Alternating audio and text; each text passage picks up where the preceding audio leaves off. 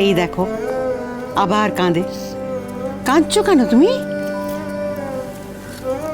ছোটবেলায় সরস্বতী পুজোর সময় প্রতি বছর মা আমাকে এভাবেই শাড়ি পরিয়ে দিত।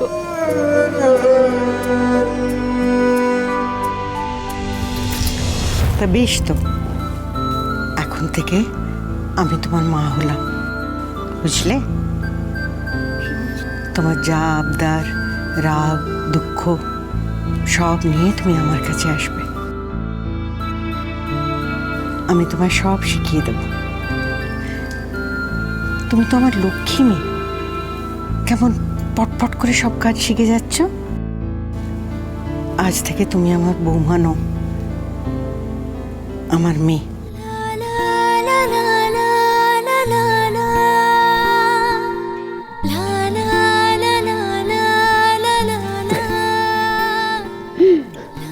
এই দেখো পাগলি, এত কাঁদলে হয়?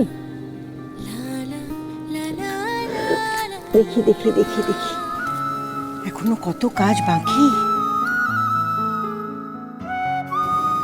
চলো এবার সিঁদুর কিরম করে পড়তে হয় সেটা শিখিয়ে দিই।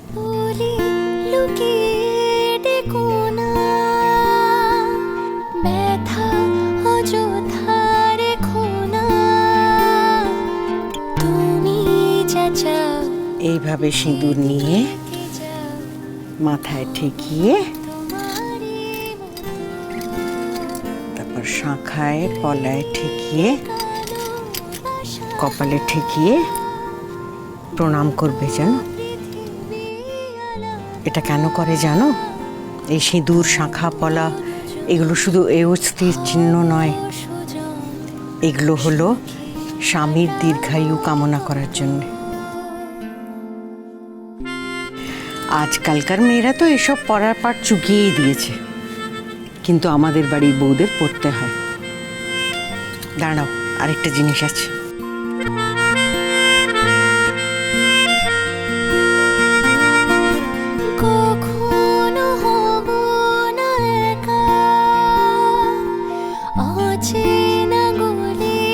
তোমার বাঁ হাতটা দেখি। সোনা বাঁধানো নোয়া পরিয়ে দিলাম। তার মানে কি জানো? তার মানে তোমাকে এই নোয়াটা পরিয়ে আমার এই সংসারের সঙ্গে সারা জীবনের মতন আষ্টে পৃষ্ঠে বেঁধে দিলাম।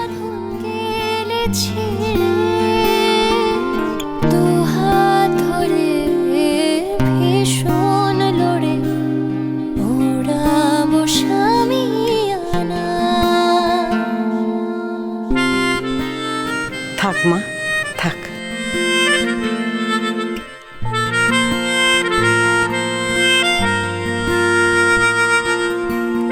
তোমার সিঁথি সিঁদুর অক্ষয় থাকুক। তোমার এই শাঁখা, পলা, নোয়া পরা হাত যেন সারা জীবন তোমার স্বামীকে বিপদ আপদ থেকে রক্ষা করে। মা, সুখে থাকো।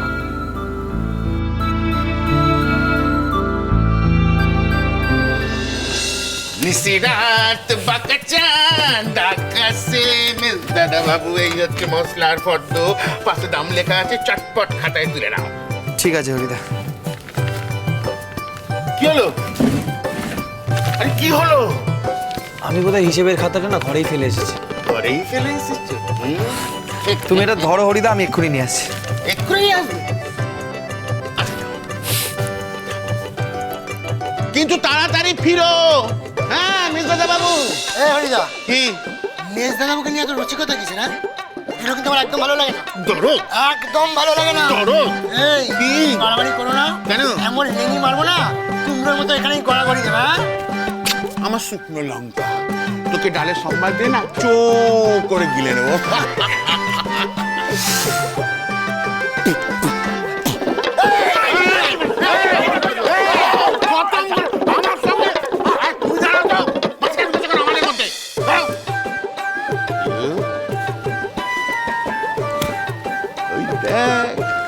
দাদা বাবুর গগনে চাঁদ উঠেছে।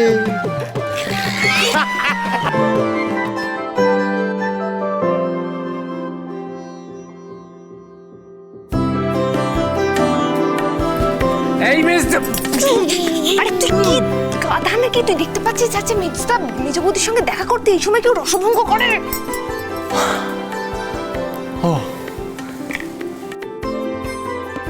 দুহাত ধরে ভীষণ লড়ে ওড়াবো স্বামী সাক্ষী থাকুক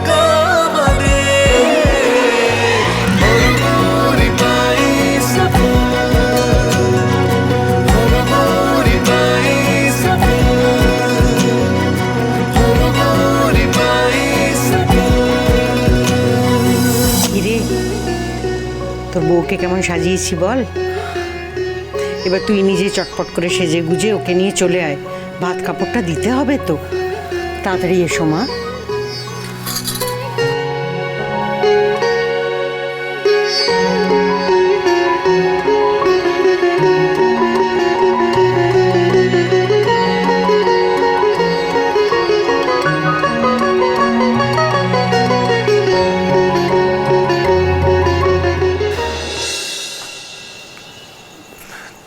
ধন্যবাদ।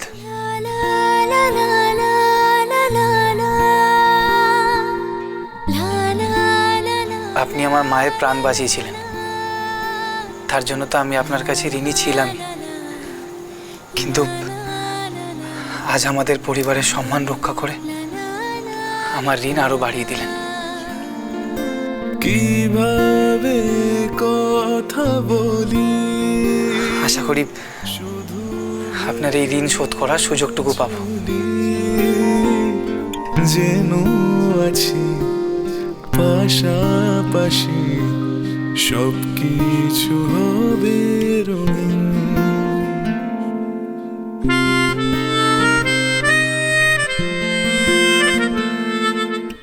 আমার বাপি সবসময় বলতো জীবনে অনেক অড সিচুয়েশনে পড়তে হবে, সবকিছুর সাথে নিজেকে মানিয়ে নিতে হবে। যে কোনো কঠিন পরিস্থিতিতে হার না মেনে লড়াই করার চ্যালেঞ্জটাকে অ্যাকসেপ্ট করতে হবে। এর চেয়ে বেশি আমার থেকে কিছু এক্সপেক্ট করবেন না প্লিজ। আছে নজর রেখে যাব নিশানা,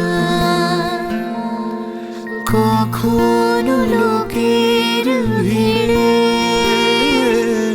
মায়া বাঁধন গেলেছি। আপনাকে কোনোদিনও কোনো বিষয় আমি বাধা দেব না।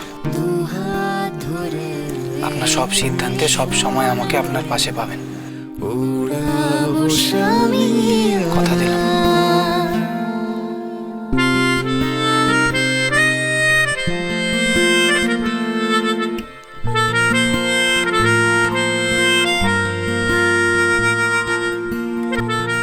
আমাদের কল ঘরে আপনার অসুবিধা হয়েছিল, আমি বৌমনির সাথে কথা বলে যত তাড়াতাড়ি সম্ভব কিছু একটা ব্যবস্থা করব।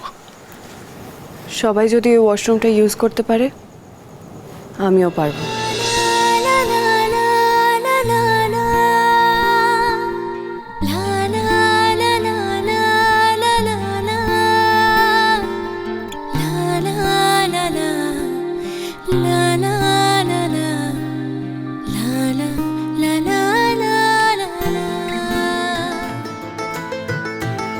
এটা কি সুন্দর করে সাজিয়েছে না? যে সেজো বৌমা এত দেরি। ও সেজো বৌমা, তোমার হলো? আসছি মামি। মামি মামি মামি এই দেখো সুন্দর সাজিয়েছি না ভাত কাপড় খাওয়াটা, দেখো দেখো। ও মা, সিঁদুরে কৌটো আর আলতা কোথায়? ও মা দেখেছো, আমি একেবারে ভুলে গেছি। এই মোহিনী যা না নিয়ে আয় না, আমি ধরছি, তুই যা যা যা যা যা। আস্তে আস্তে।